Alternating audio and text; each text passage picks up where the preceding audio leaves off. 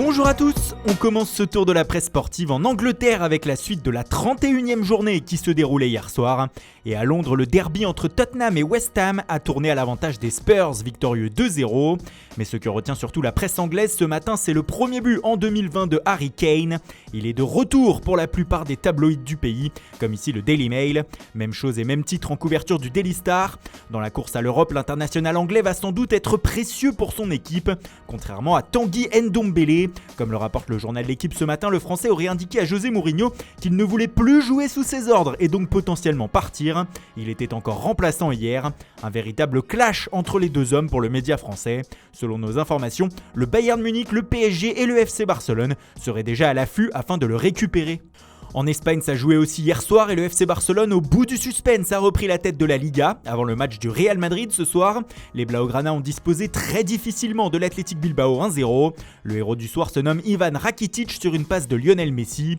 Les Sportius préfèrent retenir la fin heureuse de ce match plutôt que son contenu. Mais ce n'est pas le cas de tous les journaux du pays. Pour El País, ce Barça est très critiquable puisqu'il n'est pas le Barça, tout simplement. Le média souligne qu'il a fallu attendre les entrées de jeu de Riqui Puig et Ansu Fati pour enfin voir quelque chose sur la pelouse. Pour Mundo Deportivo, même analyse, même si le quotidien retient le but en or dans la course au titre de Rakitic. Le média continue aussi la guerre à distance avec le Real Madrid.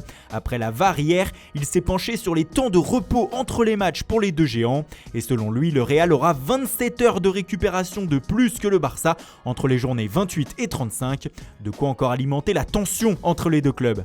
Pour Sport, malgré la petite victoire barcelonaise, le journal a senti que tous les joueurs voulaient aller chercher cette Liga le mois prochain. Mais le média évoque aussi l'actualité mercato du club et selon lui, on arrive tout proche du dénouement dans le dossier Arthur Melo. Selon les dernières rumeurs datant d'hier soir, le milieu de terrain brésilien est très proche de la Juventus qui se serait mise d'accord avec le Barça pour un transfert à 80 millions d'euros. Celui-ci ne comporterait pas d'échange avec Pjanic, ce serait un transfert sec dans l'optique d'équilibrer les comptes du Barça avant le 30 juin. À partir de juillet, le club catalan pourrait alors revenir à la charge sur le Bosnien.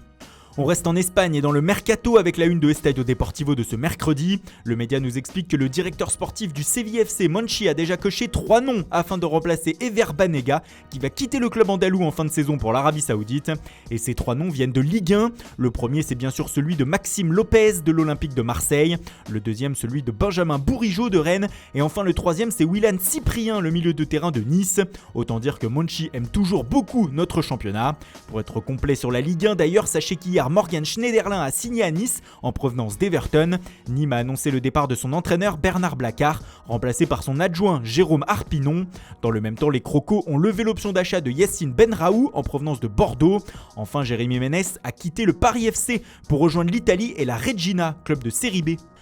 On continue avec un ancien du championnat de France, Lucien Favre. L'entraîneur suisse du Borussia Dortmund ne décrochera pas le titre de champion d'Allemagne cette saison avec le BVB, comme la saison dernière, ce qui a plongé ses dirigeants dans le doute selon Sport Bild. Il ne serait pas sûr que Favre soit l'homme de la situation afin d'aller décrocher le Bayern Munich de son piédestal.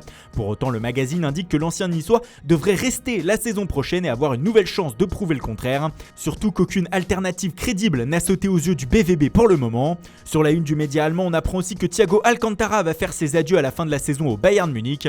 Le milieu de terrain espagnol va quitter la Bavière, mais pour le moment, on ne connaît pas sa destination. Les Munichois seraient déjà en quête de son remplaçant. Et on termine en Angleterre avec des nouvelles de Sergio Aguero. L'attaquant de Manchester City, sorti blessé lundi soir contre Burnley, inquiète beaucoup au sein des Citizens.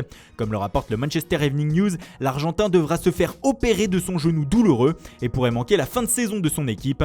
Pas une bonne nouvelle pour Pep Guardiola dans l'optique de la suite de la Premier League, de la Cup et surtout de la Ligue des Champions au mois d'août.